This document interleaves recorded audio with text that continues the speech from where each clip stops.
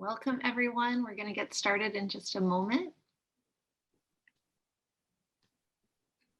In the meantime, if you want to share where you're calling in from, that's always fun to see.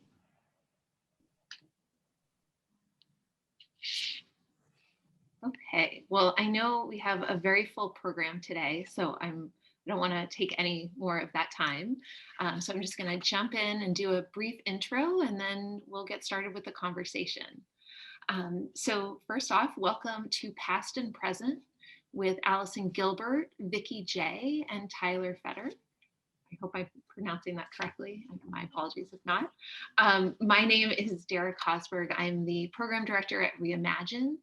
We're a nonprofit organization that sparks community experiences like this one, that empower individuals, families, and communities to really face the hardest parts of our existence, like serious illness and death, while inspiring people to celebrate life and one another. And before we get started, I just have a few things to share. So first off, I'd like to take a moment and thank Domani for Grief for their incredible support of this series. They are our sponsor. And I'd also just to highlight a few things for on Zoom, which I'm sure many of you are very familiar with. We're going to keep our microphones off, but we really do encourage you to write questions and comments into the chat, and we will have a Q&A later on in the program. If the chat is bothering you, you can always click it and do the little X in the corner. Also, which is not in the slide, but if you click CC on the bottom, you can enable live transcription.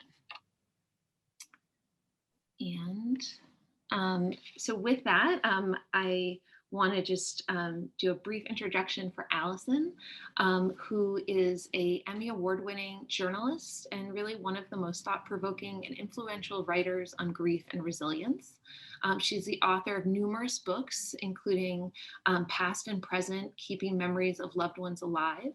And her work exposes the secret and essential factor for harnessing loss to drive happiness and rebound from adversity. She serves on the board of directors for the National Alliance for Grieving Children and the advisory board for the tragedy. Oh, no, I'm sorry. Allison, can you fill in where? Yes, of course. I'm sorry, the other page is missing. It's called TAPS, the Tragedy Assistance Program for Survivors. Thank you. Okay, and with that, I'm going to pass it off to Allison. Well, welcome everybody, and thank you so much, Dara, and the entire Reimagine team.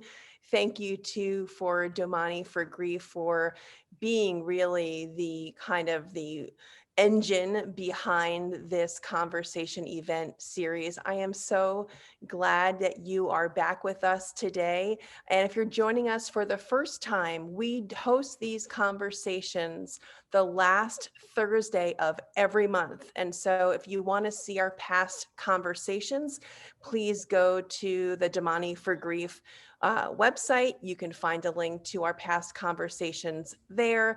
We are also recording this, so if you need to jump off because you're taking care of children at home, maybe you're taking a lunch break or a morning break, depending on where you are in the world, don't worry, low stress. If you are not here live, you can catch up with the conversation later. That's no problem whatsoever. In terms of housekeeping, I am really, really good with time. I will honor the time you are giving us today. We will be done out by 2 o'clock Eastern time, 11 o'clock, of course, Pacific. So you can count on that. You will not miss anything if you need to do something right at the end of our call today. Last piece of logistics before we jump in. Christina, could you raise your hand? Christina is going to be going through the chat to look for your questions. If something that Vicki J says stirs something in you, please write it down in the chat. If it makes you have a new question that comes to you, please put it down in the chat. If Tyler says something that you agree with, that resonates with you, please put it in the chat. And what Christina will do is go through the chat, make sure we are referring to your questions in the chat when we do have time for Q&A. And so I welcome you to do that. And by the way, I am amazed by how many people are joining us from all over the country today and internationally. I saw some folks from the UK. I see Minnesota. I see San Diego. Hello, Georgia and Atlanta. I mean, I see lots of different states and countries represented, Canada, Montreal. Thank you guys for being here. Today's conversation is very near to my heart for multiple reasons. I really wanted to tackle children's grief, but not only when we think of children, the youngest of kids. I also want to talk about how we can support older children, the young adults in our lives, perhaps the kids who are closest to us who may be in college or perhaps joining the workforce for the first time. It's during that tender time when we know that new grief is challenging and old grief can really pop up and make life potentially more complicated. So I feel like by having Tyler here today, and we'll talk about her new and outstanding book that I cannot wait to share with you guys, and to have Vicki J here as the CEO of the National Alliance for Grieving Children, we are in very good and safe hands, that the information that you will learn today can be trusted, and that we can express ourselves in perhaps a vulnerable way and get the answers to some of our questions that may be making us feel a little bit uneasy right now. So I want to start, if you don't mind, with somewhere kind of odd in a discussion perhaps about grief. And it's really something that we have not discussed in the past and present conversation series before at all. And it has to do with guilt, and guilt in numerous and unexpected ways. And what Tyler has done in your book, which I love and we're going to get into right now, is that Tyler lost her mom while she was in college. You were a sophomore, and you can correct me where I go wrong, Tyler, but you were a sophomore in college. And your new book, you're an artist, you're an amazing artist, and you wrote a graphic memoir called, everyone get their pens, Dancing at the Pity Party, which, by the way, best title of a book ever. It really lets you know that there's going to be humor attached to a wrenching experience. And in your book, Dancing at the Pity Party, Tyler, you talk about guilt in 3 unexpected ways. And Christina, you're going to help me by showing some of these images. The first one, in terms of guilt, is that sometimes guilt can show up in our lives when we're actually feeling happy, that somehow we don't feel like we have ownership of joy after a loved one dies. This may be the most obvious way that the conversation about guilt shows up. So I want to show everyone, take in this image, and then Tyler, can you walk us through where you were in your life when your mom died and how this feeling of guilt and happiness, that commingling, how that showed up for you? Sure. Hi, everyone. So my mom died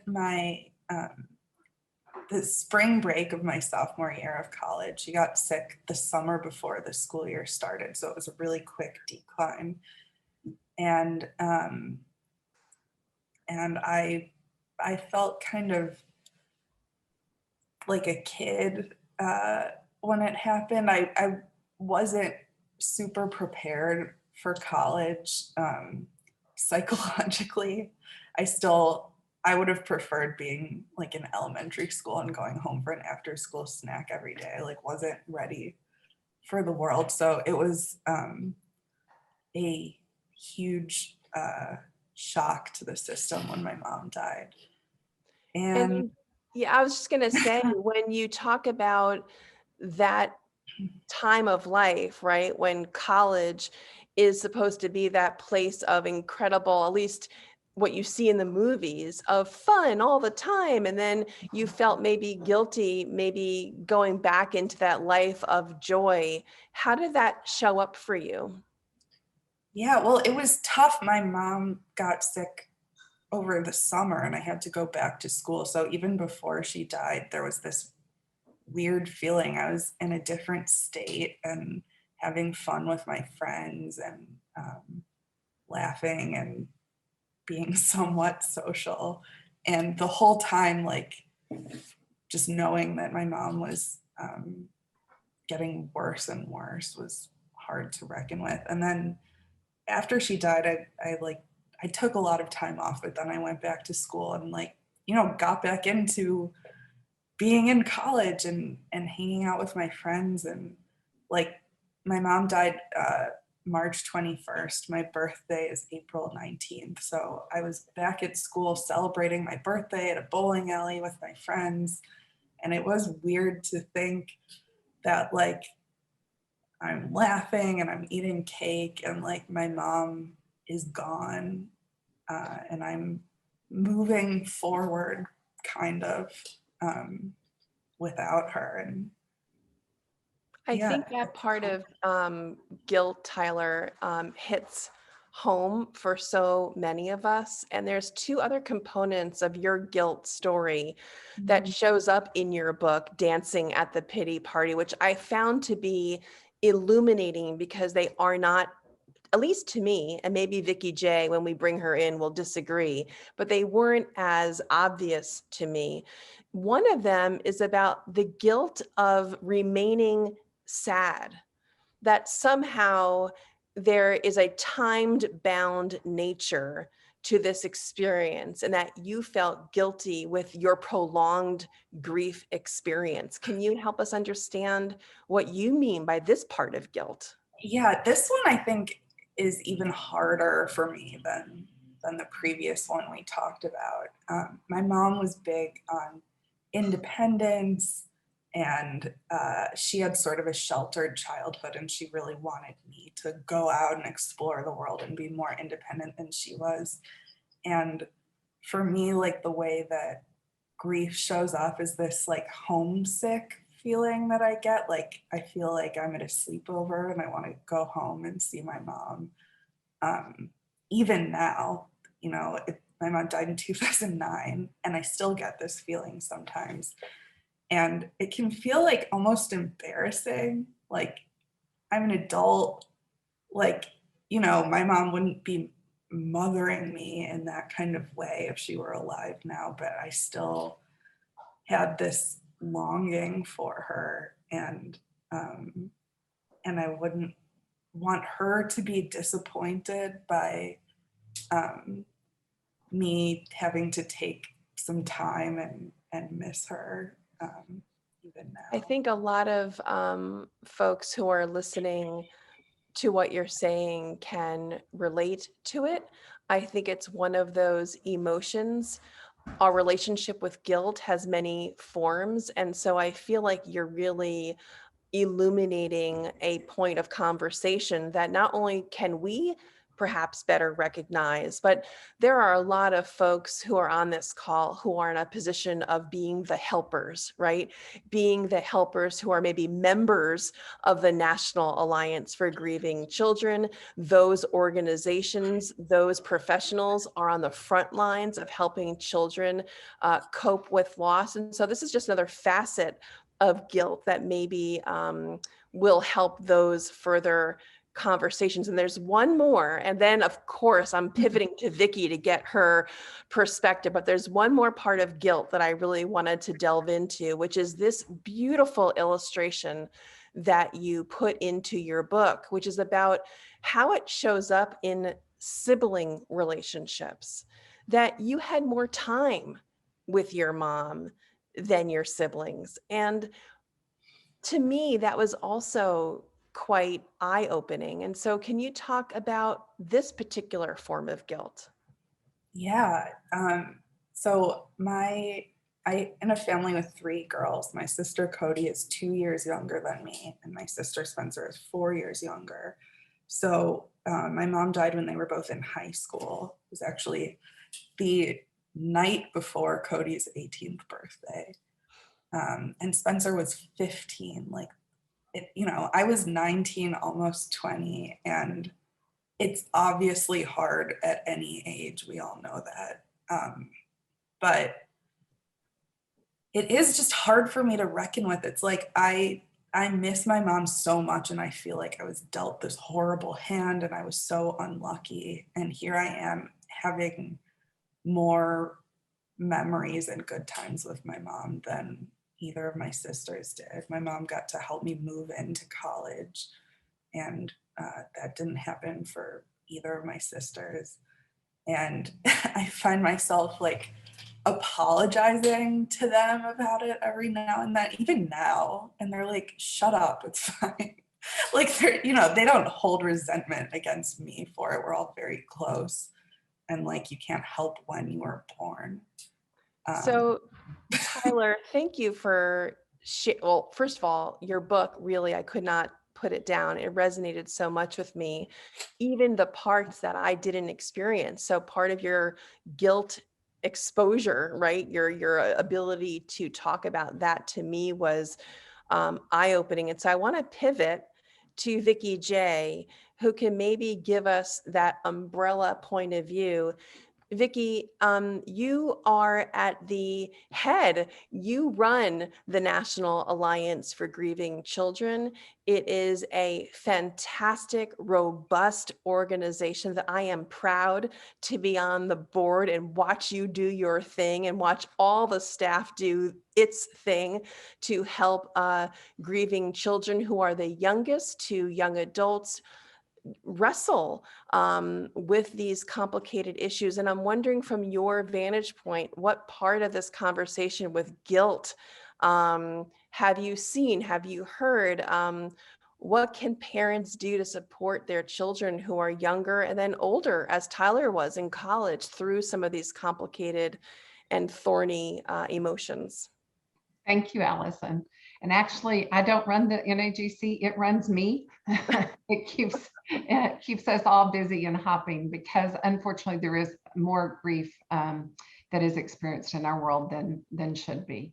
I just want to start by thanking Tyler, because the healthy attitudes you have towards sharing what is inside of you and your heart and your soul is such a gift to the kids.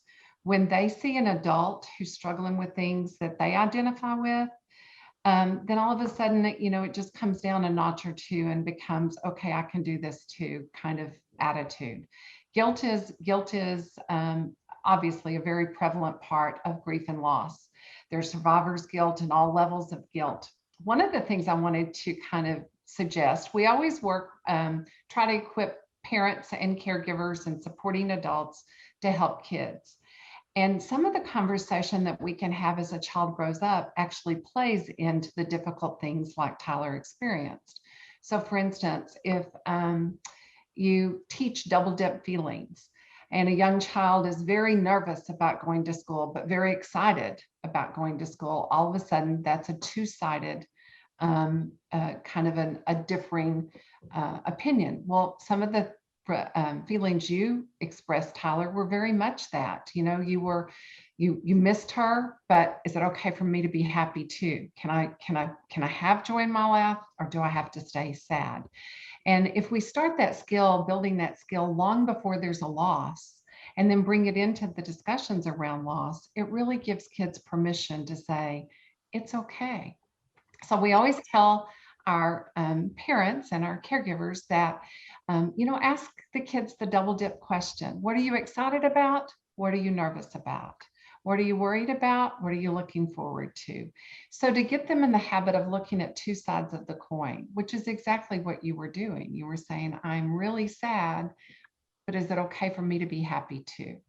And so just, permission is such a tool with our kids, with all of us. Just giving ourselves permission and each other permission. The other side is just putting the topic on the table.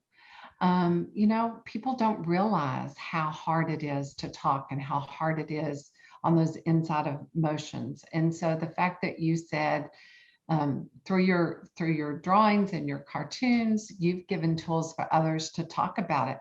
Anytime you can have that, I identify, and I saw it on the chat multiple times already today. Me too. That's how I felt. That resonates with me. Me. So the more talking we can do about it, and especially guilt. Guilt is one of those things that's a little bit harder to talk about because it sometimes plays into our cultures and our religious and faith backgrounds. So whatever we're, taught through our kind of values becomes a part of our grief process. And so the kids will often talk about, their church beliefs or their family beliefs or the culture beliefs as it relates to guilt. And it's just real important that we have somebody who can be the sounding board and help us kind of work through that. Somebody who has the same belief system, the same culture, and that we give kids and ourselves permission to ask those questions. Does that make sense, Tyler? Oh yeah, absolutely. I Okay. love this. You guys, I'm floored already, and I'm so thrilled to have this dynamic duo of Tyler and Vicki helping us with this next few questions. Before I go into my next question for Tyler, then going back to Vicki for some of her take, I want to remind people where you can get more information about Vicki J and her work and NAGC in general. So on Facebook, it's NAGC News. On Twitter, it's NAGC News as well. And on Instagram, it's Children Grieve. For Tyler, to see more of her amazing work. And by the way, Tyler, you have another book coming out on June 1st for preschoolers, and it's about self-image and bodies. And it just I'm like your new fan, Tyler. I'm just gonna keep doing events with you all the time. But if you want to get in touch with Tyler and see more of her amazing work, for Tyler, her Facebook and Twitter are Roaring Softly. And on Instagram, it's Tyler Fetter. So now that that's out of the way, I want to go to my next question for you, Tyler, which is this feeling of isolation. There was one illustration that I want to show everyone from your book. And again, I'm sharing all of these with your permission and your book publisher's permission. So I'm so glad to have this opportunity to do this. And I think this illustration really, to me, is so evocative. You have all this noise, all this chatter going around you. Mhm. And yet, look how you represented how you were feeling. And you were a young adult. You were in college, let alone how a younger child might be feeling who may be in elementary school or middle school or even high school. Help us understand this feeling of isolation and your art of this particular piece.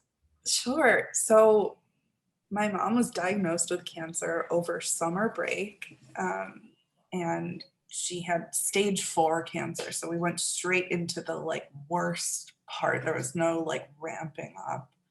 And I had a small group of friends in my dorm, but I wasn't best pals with everyone. And I'm pretty quiet and introverted and not staying in touch with everyone a ton over the summer. So I got back to school in the fall and everyone's like, "How was your summer?" And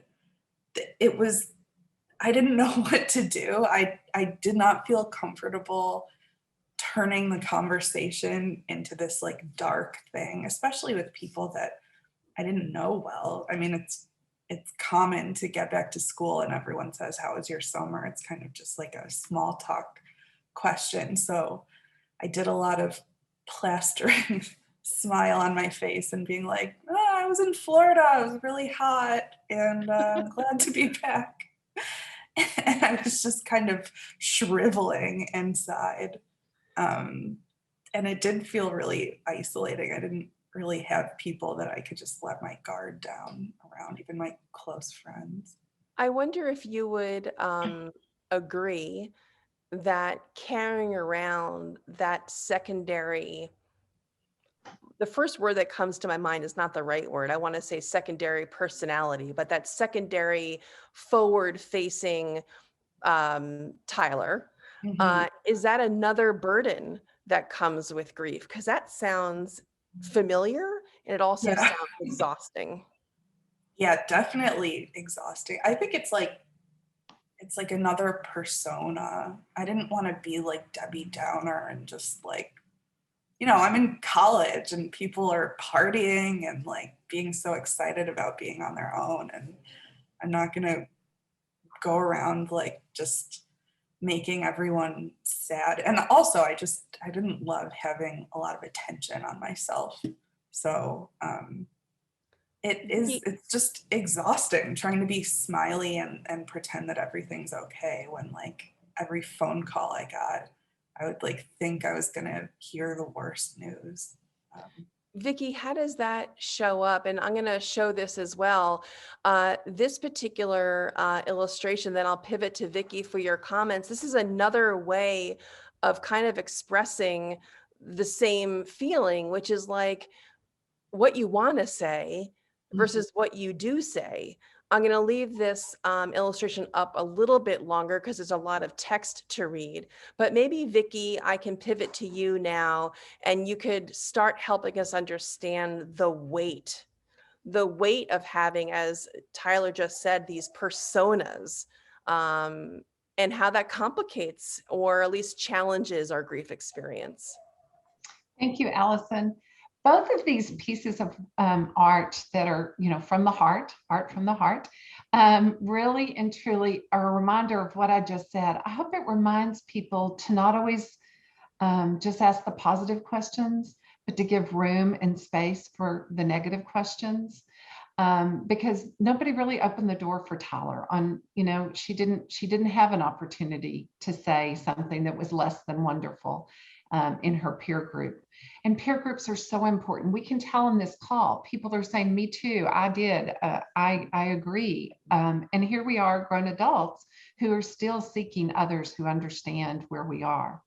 The other thing I would say is we know that it is inevitable that you're going to be put in situations where people ask questions about how you are and what happened and how you're feeling and making assumptions that your world looks like their world.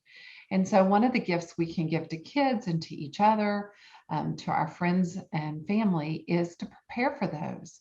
So when they ask you how your summer is, Tyler, what are you going to say? And let's work out a script together so that you're prepared for it, and you have a response that doesn't have to match the feel good that may have come from the others, but doesn't necessarily have to just allow you to share your whole story and all the downs, but something that you can kind of compose ahead of time in your head and your heart, recite it, write it, practice it, whatever feels good. With kids, we encourage them to practice with the people that are safe to them, and so that they can feel confident when they walk into that situation that unfortunately you were put in. It happens all the time. Allison, you said, where does this show up?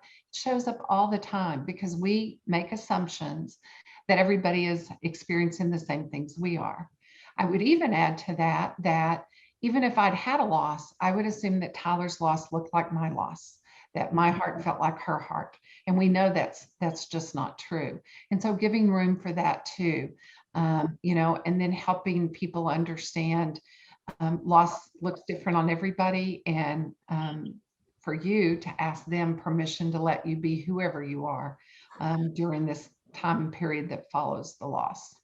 I would like to take a highlighter to one point that I feel that deserves amplification, which is that you're talking about doing something proactively before it can strike a child or a young adult. We know these conversations will happen. You're talking about being ready with that script, which I think is so smart. That takes a level of proactivity. So to talk about these issues head on, perhaps before they even arise, and that we shouldn't be fearful of talking about something before it shows up as a problem. Is that what you're talking about, Vicki? Absolutely. There's some things that are consistent, and that is one of the things that's consistent. So as people who are put in the role of supporting others, we need to learn to help to reach out and help them be proactive. For those that have had the loss themselves and they are fearful of what lies ahead, having the confidence in us just giving permission to each other to reach out and say, I'm really nervous about going back, after the summer because I know that my world looks different. What am I going to do? And having that self-talk, reaching out to people that are our support systems. If you're just joining us now, I am so thrilled that you are here. I know we've been admitting people during this conversation. We're talking with Tyler Fetter, who is the author of this great new book called Dancing at the Pity Party, or My Pity Party? The Pity Party. Okay, thank you. And then Vicki J, who is the CEO of the National Alliance for Grieving Children. And I'm so happy that you guys are here. We're going to be getting to your questions in just a moment. So if you have been taking notes or just listening, as a reminder, we are going to go to the chat and start taking your questions soon. So think about what you would want to ask Tyler. Her Instagram following is through the roof, and now you have her all to yourself to ask her your questions.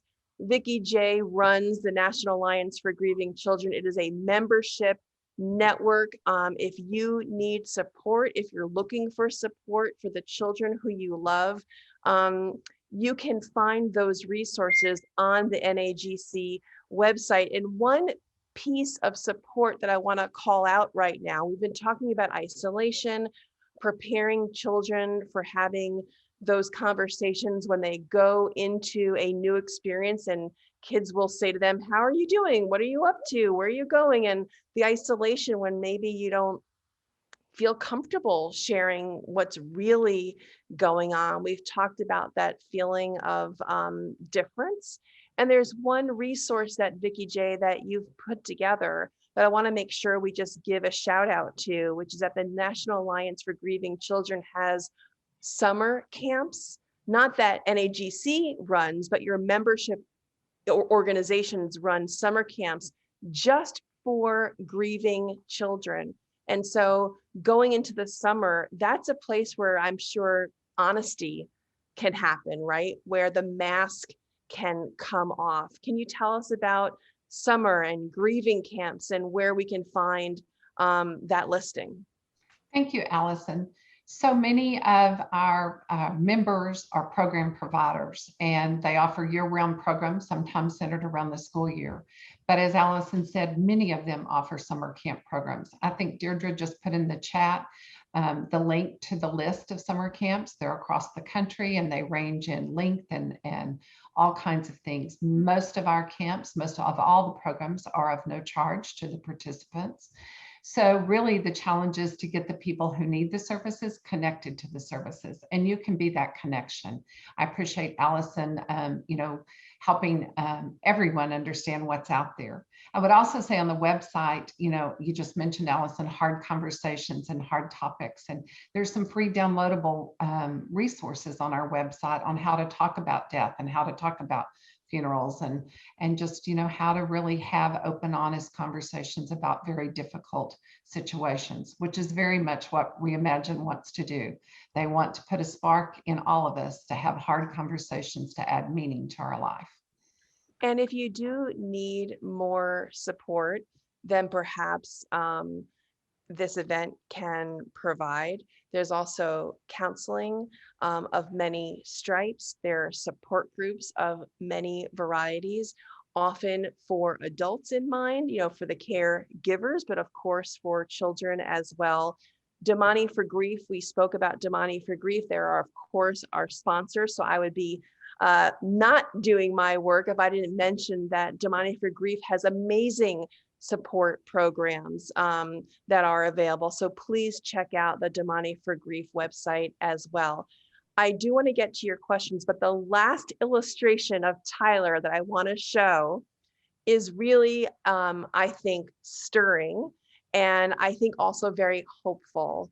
And Tyler, I'm not going to describe this. I want you to describe it and tell us the meaning. Sure.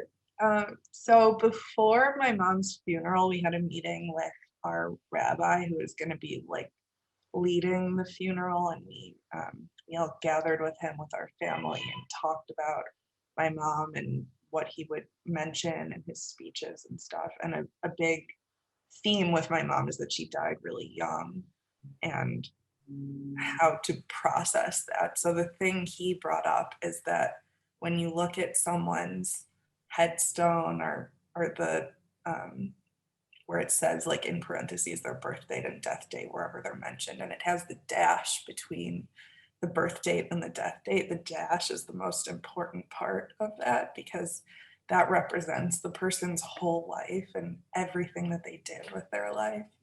And so that's what we should be focusing on rather than the short distance between the birth and death. And that was a big comfort to me. The dash. I'm going to forever say the dash. Yeah. I love it. I really, really love it. Vicki, does that come up maybe in not that way and maybe not using that word, but is that somehow useful for children, or is that too much of a, an amorphous kind of nebulous idea that maybe is not helpful for kids? There's a poem called The Dash that's been around for years and years. And I think it resonates usually with adults, obviously. Kids don't have this time-endedness to their world. They just they don't think about the moment and making the most of life right now for themselves personally. But when they're dealing with the loss of someone that they loved or someone who was a part of their life, it is very therapeutic and helpful for us to help them talk about the person who lived and how they lived and what values that they passed on to us. And, what did you learn from their life and what did you enjoy? And just like Tyler has showed us that humor is a wonderful tool to have this conversation, helping kids find joy and humor in the lives of the people that have passed, have died in their life, is invaluable. There's no way to. Sometimes we concentrate on, tell me how she died, what happened, when, where were you, the facts of life.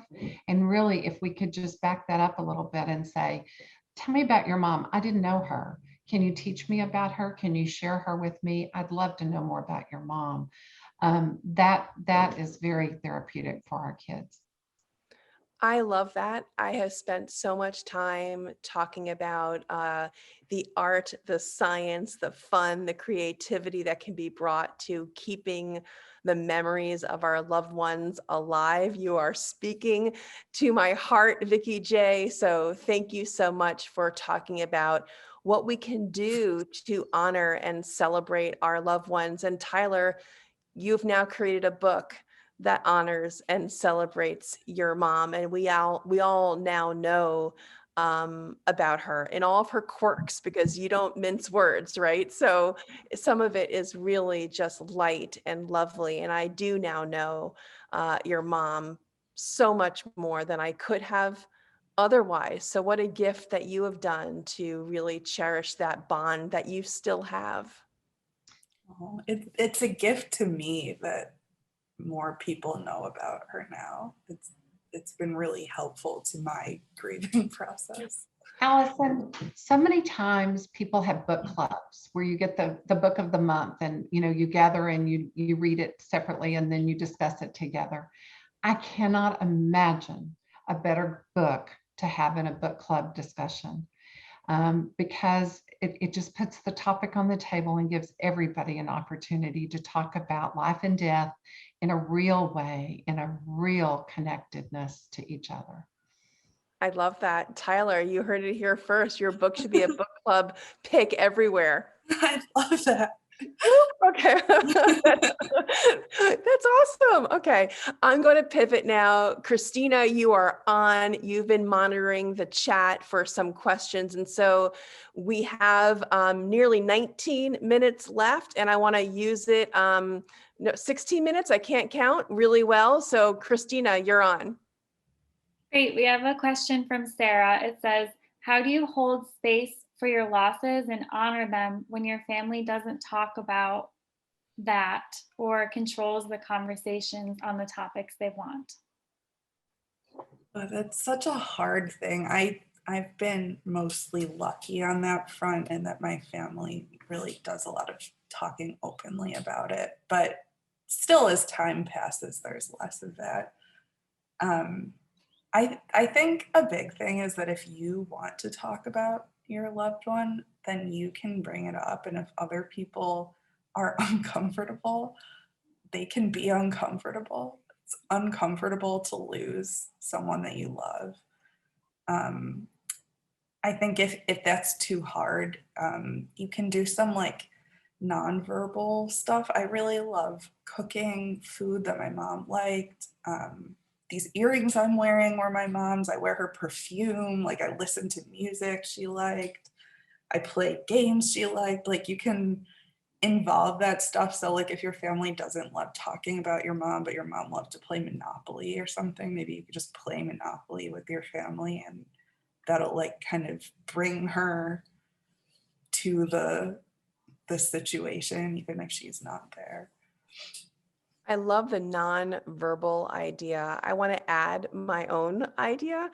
I have 2 young adults, both in college, and I find that you can also communicate.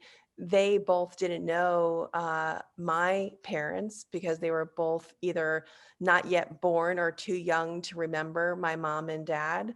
And so if I post pictures about my parents on social media, I'm sharing memories about my parents, their grandparents, without ever having to talk to them eye to eye.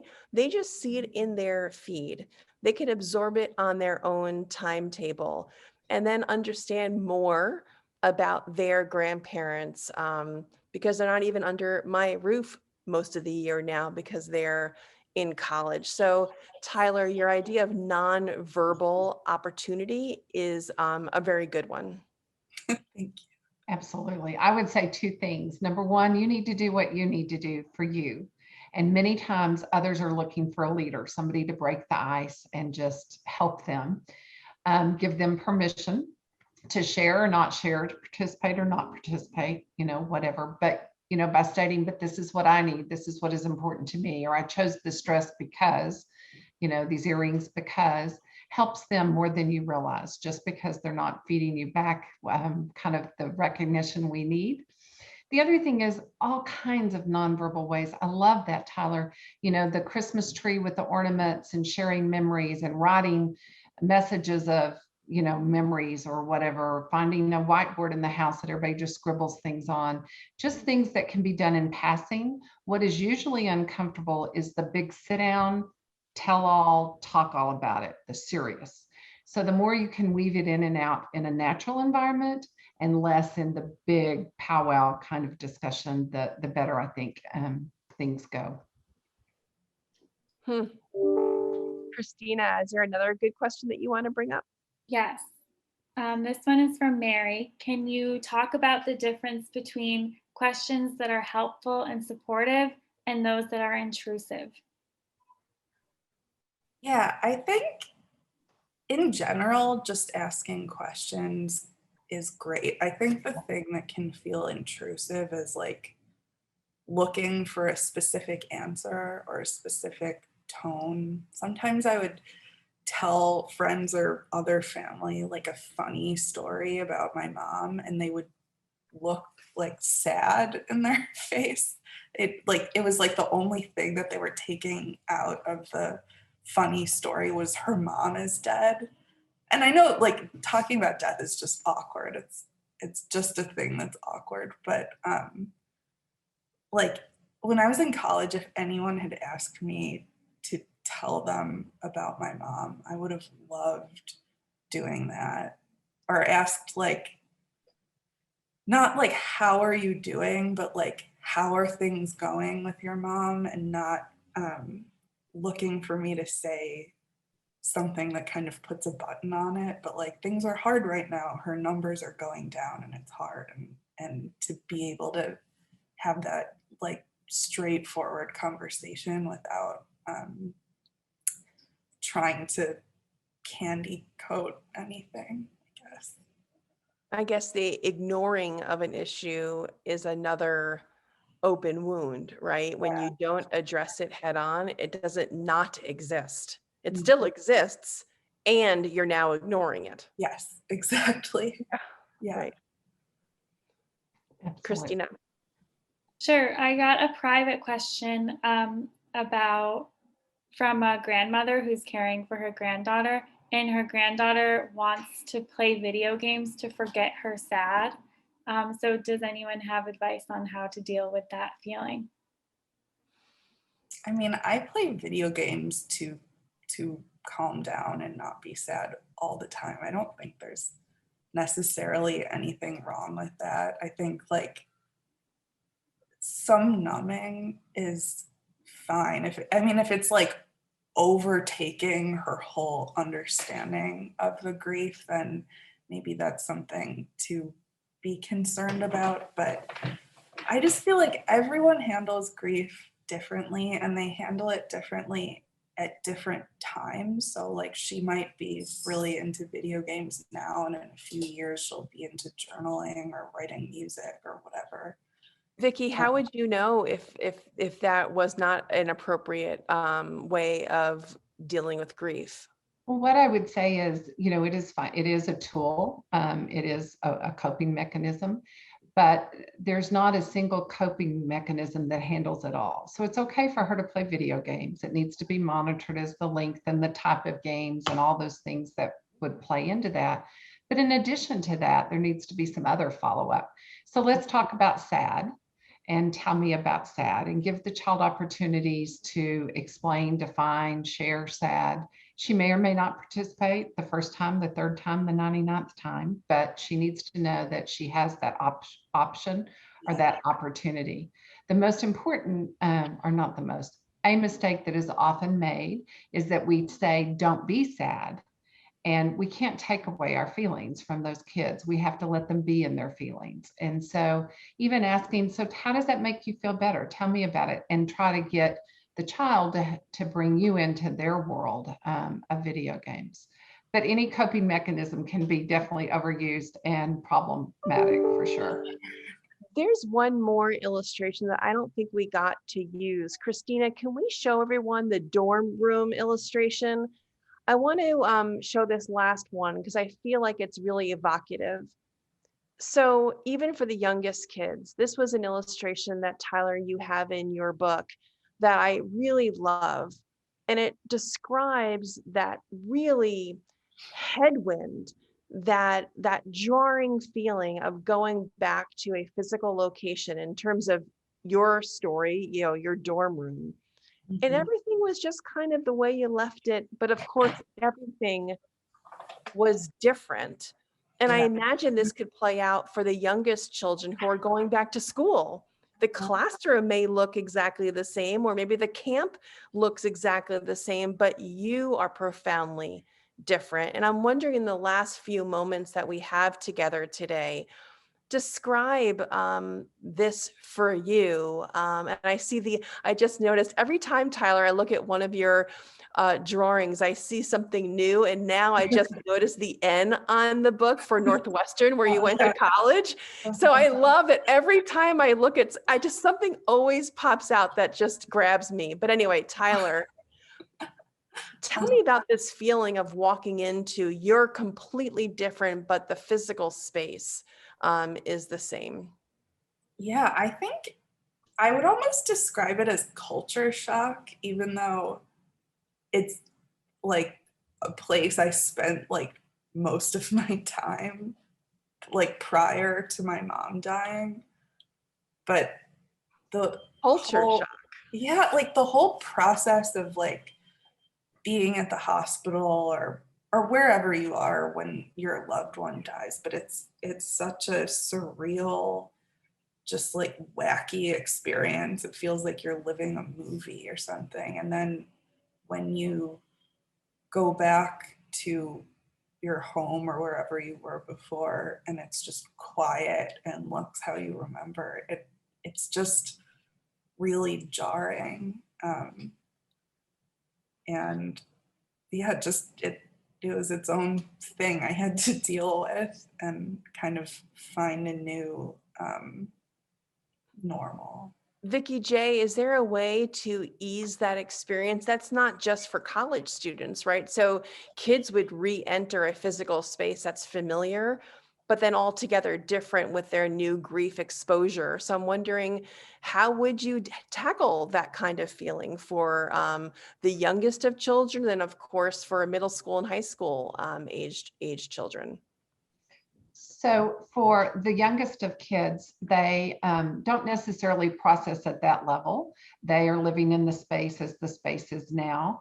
They are tangible, so they like tangibility. They like to touch and remember and feel and see things that are a part of their life, and that's really important. So when they go back home, we have a lot of kids that talk about, things have changed at home.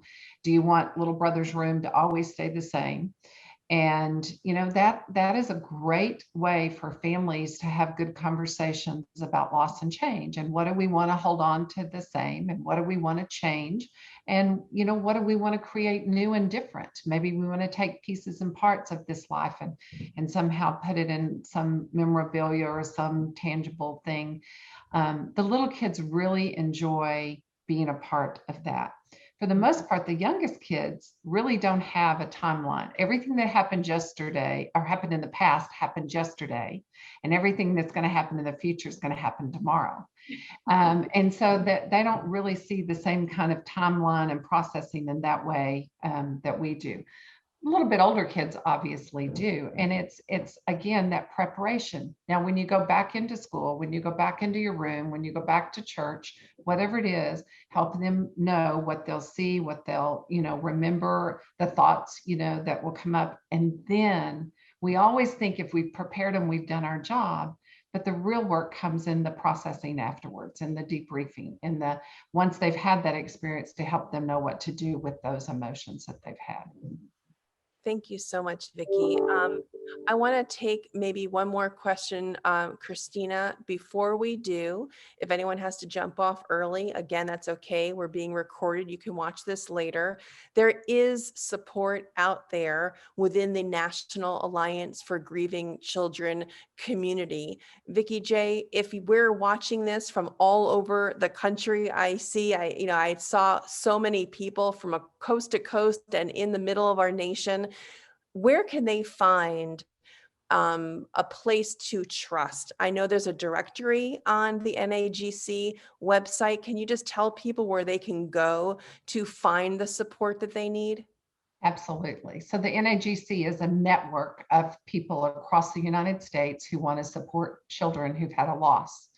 And so if you go on our website, which is Children Grieve, and Deirdre will put up the direct link to the resource page, I think she just did, click on your state, and then click on the links that are close to you, geographically. One thing I would add, though, this year, Allison, is this year there really aren't any geographical boundaries. So just because there's not something in your community doesn't mean that there's not services available, because of the magic of Zoom and this virtual world that we're living in now. I would also say, for those of you on the call that aren't a member of NAGC or find yourself in the role of supporting children through your profession or volunteer work, we have a national symposium every year where we convene experts and we learn from each other and explore best practices in supporting grieving children. And that this year will be a virtual symposium. So that means it's open to everybody, UK and Canada and everywhere in between that we can think of. And so you could go to our website and click on the symposium link. The only caveat to that, Allison, is that the registration closes on Monday, the 31st, at the end of this month. So thank you. All right, so hop to it.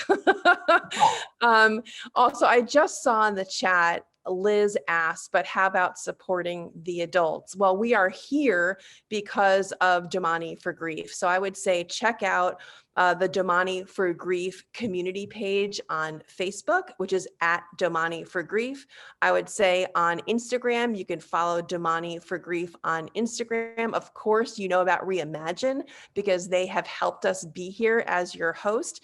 And you can follow Let's Reimagine on Instagram, Twitter, and Facebook. And so there are plenty of resources out there. Just be proactive and go search for them. Domani for Grief is a great place, and there are support groups that are new, and new ones will be added all the time. And you can find that support, Liz, for the adults. And Christina, we have 3 minutes left. I am good with time. Is there a hyper round of questions that you can ask Tyler and Vicki with quick answers that we can give folks in the few minutes remaining? It's a big question for Vicki, and it's about teenagers. Judy has a stereotypical teenage boy who doesn't want to talk about his feelings with his mom about losing his brother. And how should his mother help him process, but also honor his request to stay private?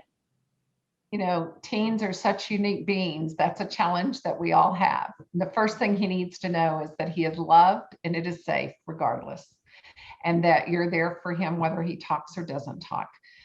It doesn't matter. Help him just by sometimes feeding to him. I know you have a lot of feelings. I know you don't want to talk about it, just acknowledging that ahead of time, but I'm here.